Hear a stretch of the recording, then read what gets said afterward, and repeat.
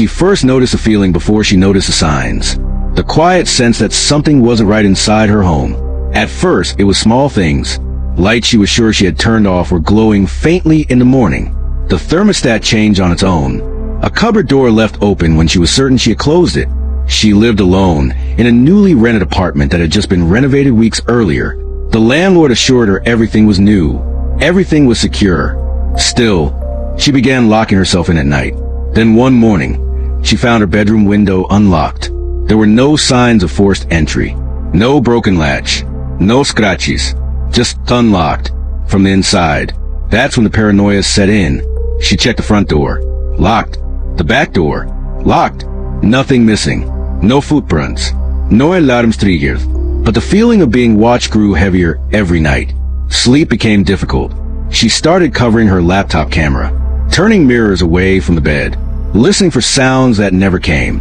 Until one night, while rearranging her bedroom, she noticed something strange near the smoke detector above her bed. A tiny black, too small to be a screw, too precise to be damaged. When she stood on a chair and looked closer, her stomach dropped. It was a camera lens, hidden inside the detector, angled directly at her bed. Not loose, not taped, professionally installed, wired cleanly into the ceiling. She called the police immediately. What they found was worse.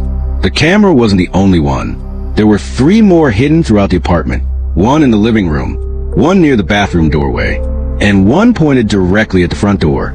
All professionally mounted, all active. The footage was still streaming. The account controlling the cameras was traced within hours. It belonged to the renovation contractor hired by the landlord, a man who had installed hidden surveillance in multiple apartments across the city. A man who watched tenants for weeks before moving on. Sometimes longer. The most disturbing detail? The camera above her bed had been installed before she ever moved in. He had been watching her sleep since her very first night. The man was arrested later that week. Dozens of victims came forward. Some had never known. Some had suspected, but never found proof. She moved out the same day. The apartment was sealed. The landlord sued. The building emptied. But even now, she says the hardest part wasn't knowing she had been watched. It was realizing how carefully it had all been planned. Because someone hadn't broken into her home.